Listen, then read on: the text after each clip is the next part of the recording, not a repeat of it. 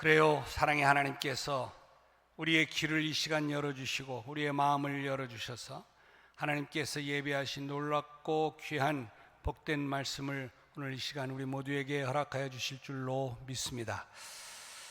예수님께서 초막절 명절을 지키기 위해서 예루살렘에 가셨다가 사람들에게 말씀을 가르치시고 난 후에 감람산으로 가셨습니다. 그리고 다음 날 아침 다시 성전에 오셔서 백성들을 말씀으로 가르치실 때에 서기관과 바리새인들이 간음하다가 현장에서 붙잡힌 한 여인을 데리고 와서 가운데 세워놓고 예수님께 이 여인을 어떻게 해야 할 것인가 하는 것을 묻고 있습니다. 그런데요, 사실은 저들이 이 여인을 예수님 앞에 이렇게 데려온 것은 예수를 붙잡을 고속고리를 만들기 위해서 한 모습이었습니다. 그전부터 저들은 어떻게 하면 예수를 붙잡아서 죽일까 궁리를 하고 있었기 때문에 이러한 기회를 만들고자 지금 한마디로 수작을 부리고 있는 것이죠. 그러면서 저들의 심중에는 확고한 한 가지가 분명히 있습니다. 그것은 모세의 율법대로 간음한 이 여인은 돌에 맞아 죽어야 한다 하는 거예요. 이미 저들은 그러니까 이 여인에 대해서 재판을 내린 상태입니다. 자신들은 율법을 알고 또 율법을 잘 지키는 자들이기 때문에 우리들은 의롭고 또 이 여인은 죄인이다 이런 것입니다. 그래서 자신들은 이 여인을 죽일 수 있는 권리를 가지고 있다고 하는 자신감에 차 있는 것이죠. 그리고는 지금 이 여인을 정죄하고 재판합니다. 자신들의 의와 기득권으로 지금 이 여인을 정죄하고 지금 재판하고 있는 것입니다. 참으로 이 무서운 것이 기득권이라고 하는 것입니다. 정치권의 기득권, 사회에서의 힘이 있는 사람들의 기득권, 이것은 말 그대로 권력자이기 때문에 그 권력자가 갖고 있는 그 권력만큼 불의를 행할 수도 있습니다. 힘없는 사람들을 이 기득권으로 죽일 수도 있고요, 의로운 사람을 순간 역적으로 만들어서 처형할 수도 있습니다. 그래서 정말 무서운 것이 잘못 사용되는 기득권이라고 생각을 해요. 사극을 보면 그런 장면들을 우리가 종종 보잖아요. 권력이나 힘으로 죄 없는 사람을 붙잡아 놓고 또 묶어서 이제 앉히고 또 두들겨 패면서 하는 말이 뭐예요? 내 죄를 내가 알렸다 이러면서 그를 정죄하고 처형을 합니다. 그러나 실상 저들이 더 깊고 큰 죄를 가지고 있다는 사실이에요. 단지 권력과 힘과 돈에 묻혀 있을 뿐이죠. 세상이 어둡고 세상이 더 악해져 가는 것은 사실은 부패한 기득권들 때문에 그렇습니다. 제가 지금 이 말씀을 이렇게 자꾸 드리는 것은 성경에도 보면 이러한 기득권자들이 나타나기 때문에 그렇습니다. 다름 아닌 대표적으로 당시 부패 기득권자들을 이야기한다고 하면 서기관들과 바리새인들이죠. 이들은 바로 의의 껍데기만 가진 죄인들이라고 볼 수 있습니다. 껍데기는 의인이에요. 그런데 사실은 더 큰 죄를 안고 있는 사람들입니다. 그런데 오늘 본문에 보면 이 서기관들과 바리새인들 외에도 또 다른 부류들이 언급이 되어 나옵니다. 바로 누구냐면 군중들이죠. 자, 그러면 이 군중들은 어떤 사람들일까? 그들도 마찬가지로 죄인입니다. 예수님께서 아침에 가르치실 때에 그 자리에 함께 있었던 사람들입니다. 그래서 은혜도 받고 할렐루야 아멘 했던 그런 사람들입니다. 그럼에도 불구하고 그들은 죄를 범하는데 서기관과 바리새인들이 가늠한 여인을 잡아올 때에 저들의 만행에 동조하거나 묵과하거나 또 아니면 그 함께 분노하는 그런 그룹들이 바로 이 무리들입니다. 자, 이들은 예수님의 가르침이 좋아서 그 말씀을 듣고자 쫓아다니던 사람들이잖아요. 그러나 저들은 후에는 어떻게 됩니까? 예수님을 십자가에 못 박으라고, 저 바나바를 풀어주고 저 예수를 십자가에 못 박으라고 고함을 치며 소리를 치며 흥분했던 사람들이 바로 이 군중들입니다. 무엇이 정말 옳은지를 분별하지 못하는 죄 없는, 힘없는 죄인들이죠. 오늘 본문에 보면요, 이런 죄인들 또 왜 또 다른 죄인이 나타나는데 한 여인입니다. 그녀는 사실 드러난 죄인입니다. 가늠하다가 현장에 붙잡힌 여인이죠. 세상은요, 이런 경우에 이런 사람에 대해서 정말 가차없이 정죄하고 판단합니다. 그리고 형벌을 가하죠. 그러나 우리가 여러분 절대로 잊어서는 안 되는 것이 있습니다. 그것은 하나님 앞에 서 있는 우리 모두가 다 죄인이라는 사실을 놓쳐서는 안 됩니다. 가늠하다가 붙잡힌 여인도 물론 죄인일 뿐만 아니라 그녀를 정죄하기 위해서 또 정죄하고 죽이려고 하고 있는 그 서기관과 바리새인들도 동일한 죄인이라는 사실입니다. 그리고 이들의 선동에 그저 분별력 없이 그저 동조하고 있는 이 군중들 또한 이들도 죄인입니다. 다만 이들은 저 여인처럼 그들의 수치, 그들의 문제, 그들의 죄가 드러나지 않은 숨겨져 있는 상태일 것뿐입니다. 그래서 예수님께서 오늘 말씀하시는 가운데 이런 말씀을 하세요. 너희 중에 죄 없는 자가 먼저 돌로 쳐라. 이 말은 무슨 얘기예요? 너희 다 다른 형태의 죄를 가지고 있는 죄인이야. 그런 말이 배경에 깔려 있어요. 그러면서 너희 중에 죄 없는 자가 돌로 치라고 말씀했습니다. 자, 이 예수님의 말씀에 누가 감히 돌을 들어서 던질 사람이 누가 있겠습니까? 너희 중에 죄 없는 자가 먼저 돌을 들어서 저 여자를 치라고 얘기하니까 거기에 있었던 모든 사람들, 어른들로부터 시작해서 젊은이들에게 이르기까지 다 그 자리를 떠나갔다 이렇게 말해요. 왜요? 거기 성경에 보니까 양심의 가책을 받아. 그래요. 여러분, 인간에게는 하나님이 주신 양심이 있습니다. 이 양심을 통해서 내가 죄인이라는 사실을 깨닫게 되어지면서 그러면서 슬그머니 다 그 자리를 피하고 말게 되는 것입니다.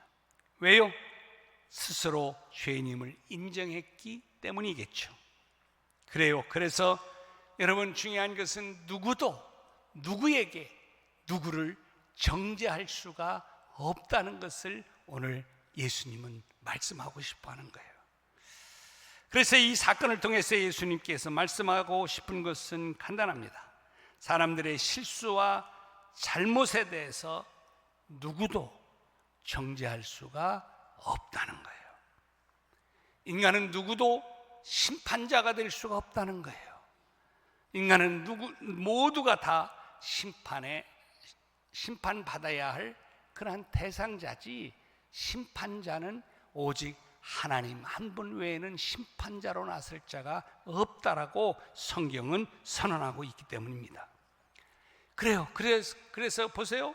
예수님도 지금 이 여인을 정죄하지 않습니다. 서기관들과 바리새인들의 율법에 대해서 주님께서 이렇게 말씀하세요. 오늘 11절에 나도 너를 정죄하지 않는다. 그러니까 이 말은 하나님도 정죄하지 않고 나도 정죄하지 않고 너희들도 정죄할 수 없다, 이 말이죠. 여러분, 이것은요 주님이 우리에게 허락해 주신 은혜인 줄로 믿습니다. 이 말씀을 통해서 그분의 겸손함을 느낄 수 있는 것입니다. 사랑하는 여러분, 우리는 겸손하게 사람을 좀 바라볼 수 있어야 될 줄로 믿습니다. 겸손한 마음으로, 또 겸손한 자세로 사람들을 볼 때에 사람을 함부로 정죄하거나 함부로 판단하지 않게 되어져 있는 것입니다. 그러나 내 마음속에 교만한 마음을 가질 때는요 사람을 자꾸 정죄하게 되어지는 거예요. 나는 이렇게 살고 있는데, 나는 이런 의의를 가지고 있는데, 나는 이런 믿음을 가지고 있는데 너는 왜 이래 하면서 정죄하게 되는 것이죠. 이거는 어디에서 일어나는 현상입니까? 교만함에서 일어나는 현상입니다. 오늘 서기관과 바리새인들이 그러는 거예요. 그들은요 교만한 사람들입니다. 예수님 말씀대로 거짓되고 위선된 사람들이죠. 그러한 저들은 정죄할 뿐만이 아니라 더 큰 악을 범하고 있는 것입니다. 먼저 범죄한 여인을 율법에 의해서 돌로 쳐야 한다라고 하면서 예수님과 군중들 앞에 그를 세웠습니다. 그뿐만이 아닙니다. 이제는 예수님까지도 정죄하고 예수님도 죽이려고 하는 수작으로 지금 가는 것이, 쉽게 말할까요? 마녀 사냥을 하는 거예요. 마녀 사냥을 하는 거예요. 저들이 이 여인을 주님 앞에 데리고 온 것은 실은 저들이 예수님을 잡기 위해서, 예수님을 죄인으로 몰아가기 위해서 지금 올무를 치고 함정을 만들어 놓은 것이죠. 저들이 가늠한 여인을 주님 앞에 데려다가 놓고 모세의 율법에 가늠한 여인을 돌로 치라고 율법에 말씀했는데 선생님은 어떻게 해야 된다고 생각합니까? 라고 질문을 던진 거예요. 지금 몰라서 질문을 던집니까? 아니죠. 많이 아는 거예요. 율법에 이렇게 했다라고 하는 것은 그들이 알고 있는 내용이잖아요. 그럼 알고 있으면 자기들이 하면 되는데, 그걸 지금 일부러 예수님께 이렇게 하는 것은 예수님을 함정에 몰아넣기 위해서 있습니다. 그래서 저들은 계산을 한 것이죠. 아니, 자신들의 질문에 대해서 예수님께서 모세의 율법대로 그래 돌로 차라 이렇게 만약에 대답을 한다고 하면 그들이 어떻게 생각해요? 당신의 가르침은 다 거짓이요, 사랑하고 용서하라고 가르치더니 어떻게 그렇게 이야기할 수 있습니까? 이렇게 올무를 칠 계산이죠. 다시 당신은 거짓된 자라고 이야기를 할 판입니다. 또한 당시에 사람을 사형시키는 권한은 이 이스라엘은 없었어. 로마의 권한입니다. 그러니까 한마디로 이 로마의 법을 어기는 정치적인 문제를 제기하려고 하는 것이죠. 자, 그럼 반대로 그 여인을 용서해라, 만약에 이렇게 예수님이 말씀하신다고 하면, 아니 어떻게 당신은 하나님을 믿는 자로서 모세의 율법을 폐기하려고 합니까? 뭐 이렇게 지금 시비하기 위해서, 예수님을 고소하기 위해서 이렇게 했던 것이죠. 여러분, 이것이 어떤 모습입니까? 교만한 모습이죠. 여러분, 우리 그리스도인들 가운데도 우리 안에서 나도 모르게 이런 교만한 마음이 일어나는 것을 느낄 때가 있습니다. 근데 더 조심한 것은 이거예요. 언제 이게 나타납니까? 내가 하나님의 말씀대로 산다고 생각하고 내가 진리대로 살아가려고 몸부림친다라고 생각할 때에, 그때에 나타나는 것이 교만이에요. 다른 때가 아니에요. 그래서요, 성경을 말씀하는 거예요. 너희가 섰다 할 때 조심해라. 이 말은 뭐예요? 교만하지 않도록 조심해야 된다는 것이죠. 내가 좀 신앙의 경륜이 좀 쌓이고, 내가 무엇인가 좀 어떤 좀 훈련을, 좀 멋있는 훈련을 좀 받았고, 또 내가 무언가를 좀 더 알고, 내가 어떤 직분을 가지고 있다라고 이게 교만이 되면 사람들을 판단하고 정죄하려고 한다는 거죠. 참으로 어리석은 일이고 위험한 모습입니다. 하나님을 진정으로 알고 그리고 그 하나님 앞에 비춰진 나 자신의 모습을 진정으로 잘 알게 된다면 여러분, 그러한 행동을 할 수 있을까요? 없어요. 그런 행동을 하지 않죠. 만약 서기관과 바리새인들이 진정으로 정말 하나님을 잘 알았고 율법과 하나님의 거룩한 말씀을 진정으로 잘 알았고 또 자기 자신들의 모습을 잘 알았다고 한다면 여러분, 이들이 이런 행동을 했겠습니까? 그렇지 못했을 거예요. 그러나 문제는 서기관과 바리새인들 안에 겸손함은 사라지고 그들 안에서 자꾸 교만한 마음이 자꾸 일어나게 되어지면서 이렇게 정죄하고 판단하는 일에 발빠르게 행동하는 거예요. 여러분, 정죄하고 판단하는 일은 급하지 않아도 됩니다. 아멘입니까? 이거 지금 얘기 안 하면 큰일 난다. 그렇지 않아요. 한 스텝 뒤로 조금 더 한번 생각해보고 그러고 해도 절대로 늦지 않아요. 막 의가 불타오르고 막 의분이 일어나는 그 타이밍은 여러분, 나를 느끼지 못하고 나를 자각하지 못하는 바로 그때예요. 이게 위험한 때인 거예요. 그러므로 여러분, 겸손함에 여러분이 되시기를 주님의 이름으로 축복합니다. 여러분, 나도 의로운 존재가 되지 못한다는 것을 인정하시는 여러분 되시기를 바랍니다. 그럼 나는 뭐예요? 나도 죄인이다. 한번 따라해 봅니다. 나도 죄인이다. 나도 죄인이다. 아멘입니까? 그러면 머리가 숙여지고 그러면 그 죄를 지은 그 사람에게 대해서 긍휼의 마음이 싹 터오르는 거예요. 동병상련이 일어났고, 왜? 내가 죄인이니까 그 죄를 지은 그 사람을 보고 막 혈안이 되어지고 눈을 부릅뜨고 막 화살을 쏘는 게 아니라 그런 동일한 마음에 불쌍히 여기는 마음이 일어나게 되어지는 것이죠. 여러분, 나를 알고 하나님을 바르게 알 때 우리는 겸손할 수밖에 없게 됩니다. 그러므로 하나님을 생각하십시오. 예수 그리스도를 깊이 생각하십시오. 그리고 잠시 자신을 한번 돌아보십시오. 그러면 겸손해질 수밖에 없게 될 것입니다. 주님은 그 겸손함으로 지금 이 여인을 바라보고 계신 거예요. 그리고 그렇게 되니까 내 안에서 긍휼히 여기는 마음이 일어나 긍휼의 눈으로 이 여인을 바라보고 계시는 겁니다. 비록 형벌을 받아야 할, 책망받아야 할 죄인인 것이 분명하지만 그 주님의 마음에서는 지금 긍휼의 마음이 지금 일어나면서 그 긍휼의 눈으로 이 여인을 바라보고 있는 거예요. 여러분, 모든 사람이 죄인인 사실을 주님이 아십니다. 그리고 모든 사람들을 위해서 당신이 이 땅에 오셔서 십자가를 지신 것입니다. 그 십자가 안에 바로 이 여인도 있는 것이고 그 십자가 안에 바로 이 여인뿐만이 아니라 사람들의 물건을 빼앗고 사람들을 죽인 강도도 그 십자가 안에 있는 것이죠. 그 십자가 속에 죄 없는 주님을 십자가에 매달고 또 저주하고 욕뱉고 침뱉던 그 군중들도 그 십자가 안에 있는 것입니다. 그 십자가 안에 저도 여러분도 있다는 사실을 놓쳐서는 안 됩니다.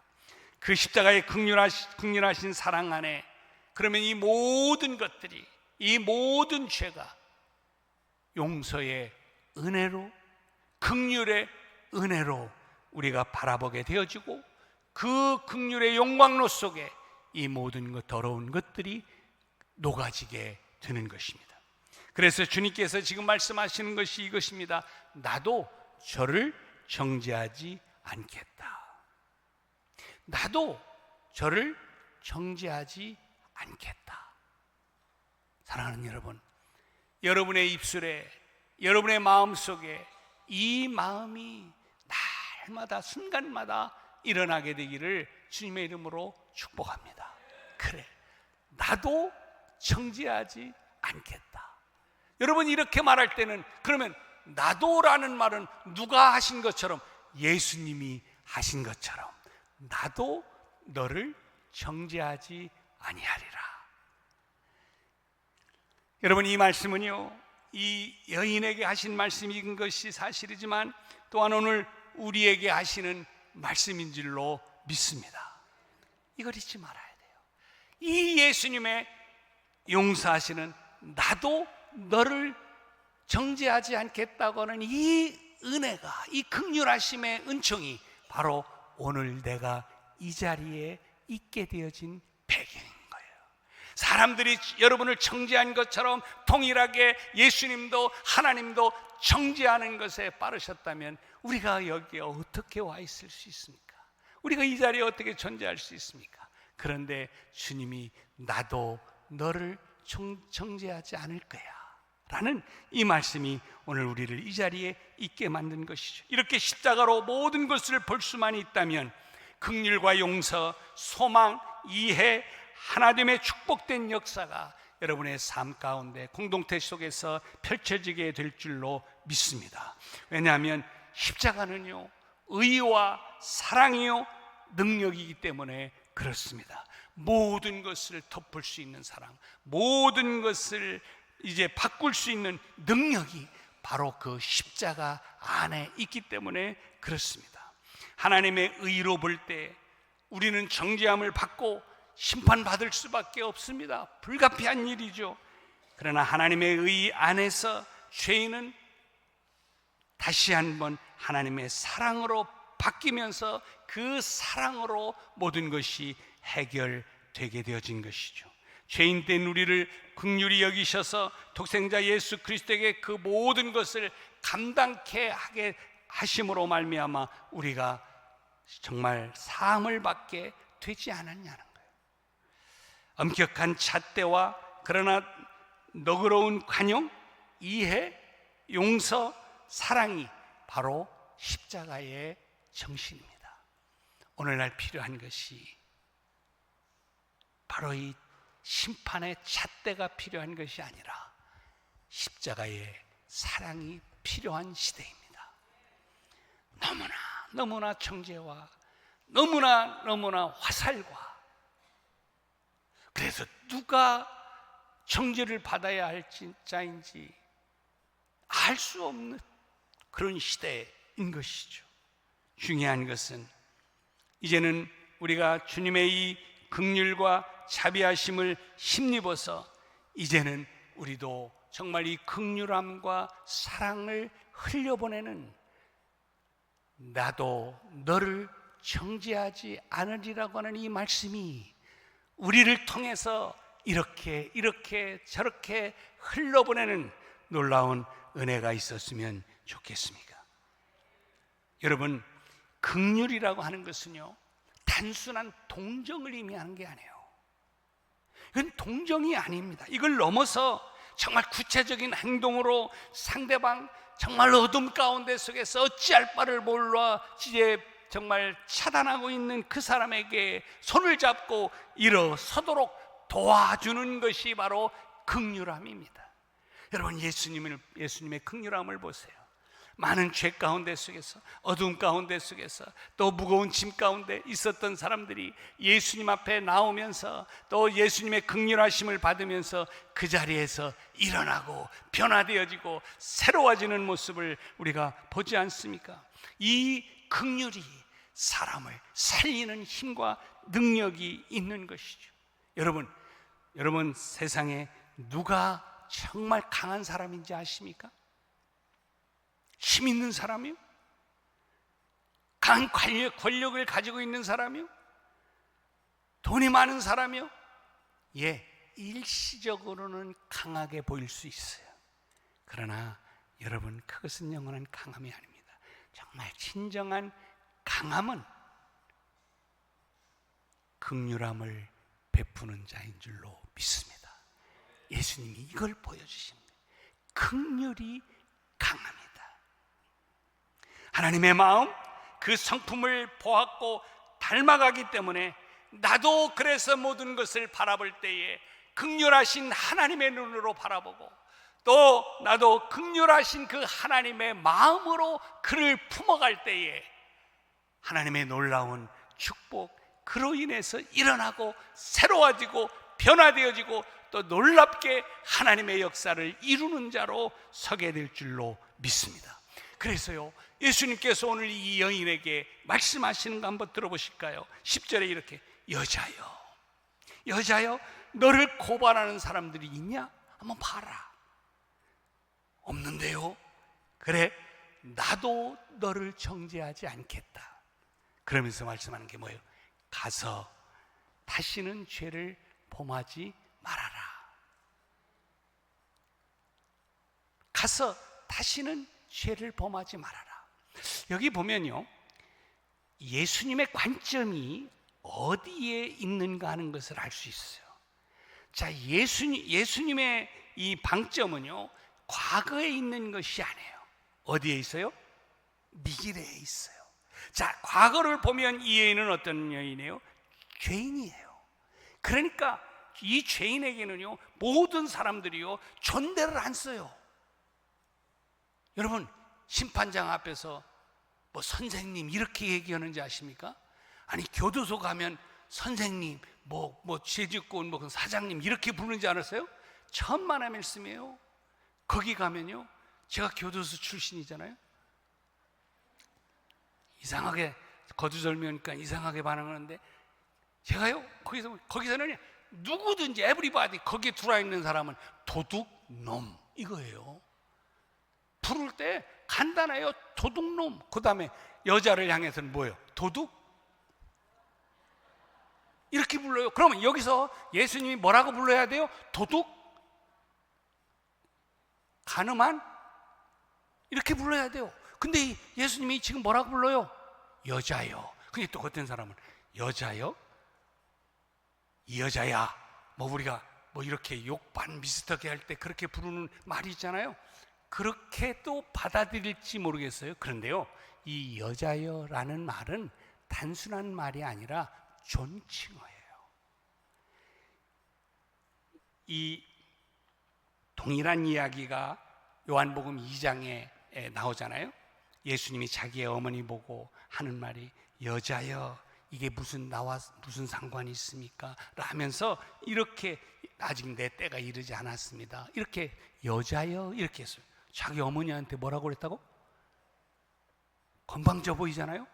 그런데 이게 여자여 하는 이 말은 다른 말이 아니에요. 귀나이라는 것은 여인이요, 여사요, 뭐 이런, 뭐 굳이 표현하자면 이런 표현이. 자, 그러면 이 죄인인 이 사람에게 이렇게 존칭어를 쓰면서 이야기하는 그 속에 담겨진 언어는 뭘까요? 그래, 너는 죄된 여자가 아니야. 과거에는 그랬을지 모르지만 나는 그걸 보는 게 아니야. 나는 네가 이 자리에서부터 시작해서 변화되어져서 앞으로 어떻게 되어질 존재라는 것을 나는 알아. 그런 마음을 가지고 변해 있을 멋진 여인, 이제는 하나님의 일을 감당하고 멋진 남은 생애를 가치 있게 살아갈 그 모습을 가진 그 여인으로 지금 보는 거예요. 그러면서 여인이요 이렇게 부르는 거예요. 그러면서 말씀하는 거예요. 이제 다시는 죄를 짓지 말아라. 이제는 거기 발을 이런 쪽에서 거두고 이쪽으로 가거라.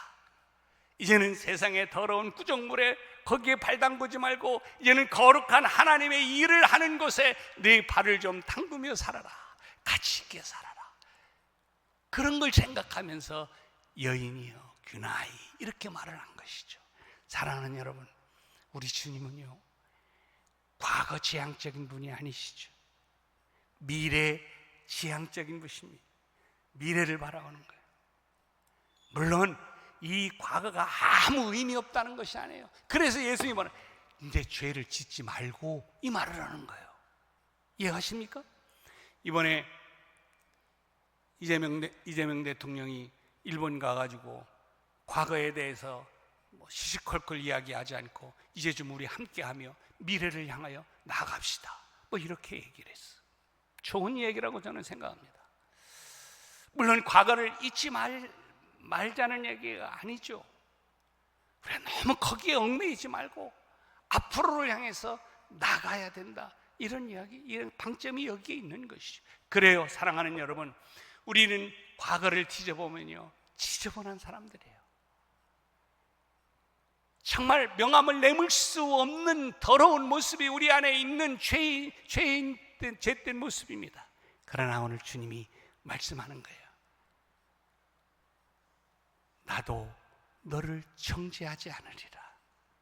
이제는 가서 다시는 죄를 짓지 말고 살아라. 이 말은 하나님의 거룩한 자녀가 되어서 하나님의 뜻을, 너를 향하신 하나님의 계획이 무엇인가 하는 것을 다시 한번 깨닫고 그렇게 멋진 삶을 살아가라, 귀나이여, 여인이여, 이렇게 말씀하는 것이죠. 물론 여기에 보면 이 여인의 이름이 나와 있어요? 안 나와 있어요? 안 나와 있어요. 밝히질 않아요. 과거의 더러운 모습을 밝히지 않는 거예요.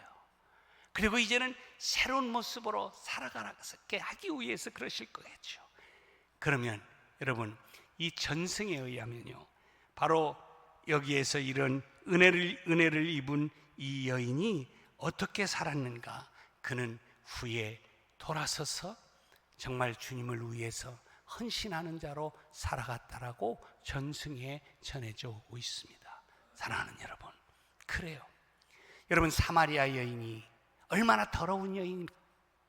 그 여인이 예수님을 만난 이후에 과거의 모든 것들을 청산하고 이제는 주님을 위해서 동네로 뛰쳐나가서 와서 이 예수를 봐라, 복음을 전하는 자로 멋지게 살아가지 않았습니까? 여러분, 베드로를 보세요. 베드로도 정말 예수님을 저버린 존재였지만, 그러나 예수님을 정말 이제 예수님의 마음을 아프게 한 사람이었지만은, 그러나 그가 돌아서서 마지막 순간 정말 모든 생명을 주 앞에 돌릴 만큼 또 다른 인생으로 죄짓지 아니하고 주의 영광스러운 모습으로 주님의 뜻을 이루며 살아가지 않았습니까? 도마, 의심했던 도마, 얼마나 무서운 죄를 범한 것입니까? 여러분, 하나님을 의심하는 것보다 더 무서운 죄가 어디 있습니까? 여러분, 다른 거는요 치유될 수 있어도 하나님을 의심하고 하나님을 믿지 않는 것은 가장 무서운 죄잖아요. 그랬던 바로 도마도 회개하고 돌아서서 인도에 가서 모든 것이 벗겨지는 이러한 그런 그 순환과 박해를 받으면서도 주의 복음을 위해서 마지막 순간까지 멋지게 살았다고 하는 이야기를 우리가 전해 듣지 않습니까? 사랑하는 여러분, 주님은 우리의 과거를 묻지 않습니다. 주님은 여러분의 과거를 묻지 않습니다. 그런데 왜 여러분은 자꾸 과거의 것을 들춰내려고 합니까?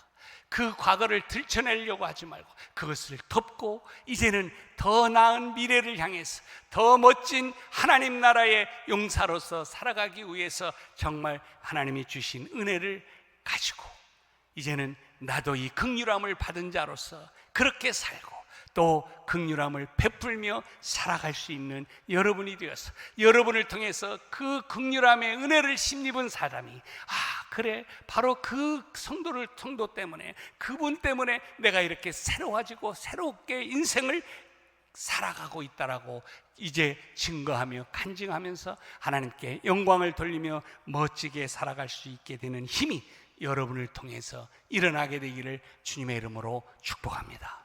여러분, 주님이 정죄하지 않는다고 말씀하신다면 우리도 누구도 정죄하는 눈이 아니라 이제는 긍휼과 자비의 그 주님의 마음으로 바라보는 주님, 내 눈을 열어 주옵소서.